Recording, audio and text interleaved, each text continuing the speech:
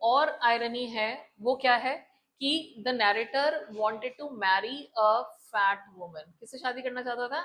He wanted to marry with नहीं कहते हैं, marry, he wanted to marry a fat woman. अब क्यों शादी करना चाहता था एक फैट वुमन से?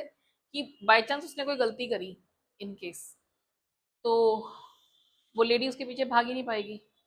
Being fat she won't be able to run behind him, तो बच जाएगा।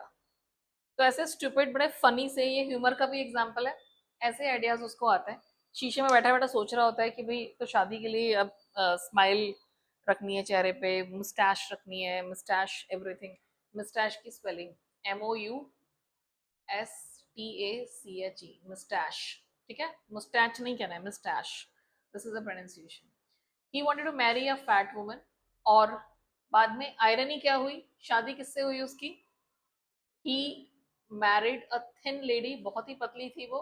ही मैरिड टू, अब यहाँ पे आपको टू लगाना पड़ेगा, he married to a thin lady who was a sprinter, मतलब बड़ा तेज दौड़ती थी। उसकी क्वालिटी क्या थी?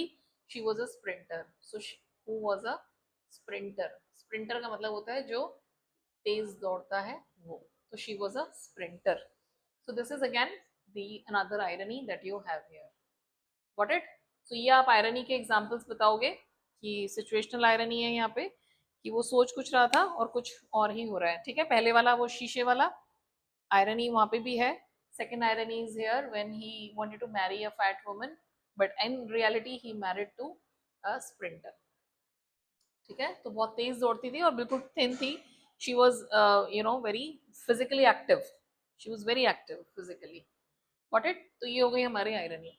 अब आते हैं लास्ट वाले पार्ट पे। अब क्या हुआ लास्ट में?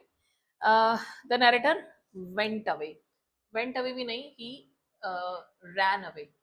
जैसे ही वो स्नेक शीशे के पास गया टेबल के ऊपर, so the narrator ran away from there, he ran away to his friend's house, अपने फ्रेंड के घर पे चला गया। एंड अपने फ्रेंड के घर पे जाके he took a bath, and after that he rubbed oil on his body, पूरी बॉडी पे ही ऑयल वगैरह लगाया।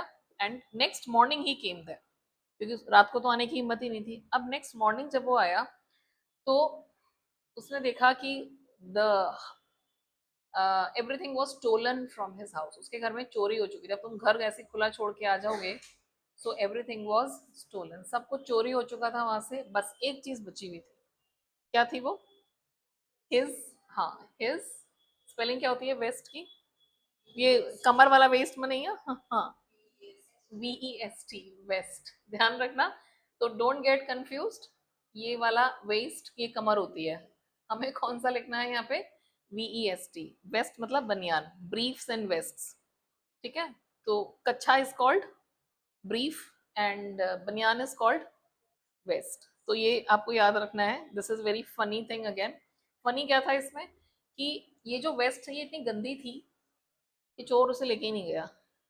एंड द नैरेटर सेज कि भाई ये तो बड़ी बेइज्जती हो गई मेरी, दिस इज एक्चुअली ह्यूमिलिएशन। क्या है ये?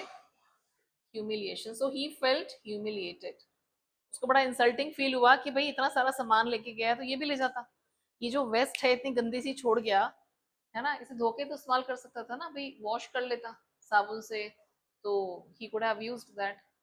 तो ये उसको ऐसा लगा कि उसकी बेइज्जती हुई। And this is what happened. तो ये जो पूरी स्टोरी है ये सुना रहा होता है अपने फ्रेंड्स को कि क्या क्या हुआ था मेरे साथ, स्नेक की बातें चल रही होती हैं, तो he was talking about that. Understood?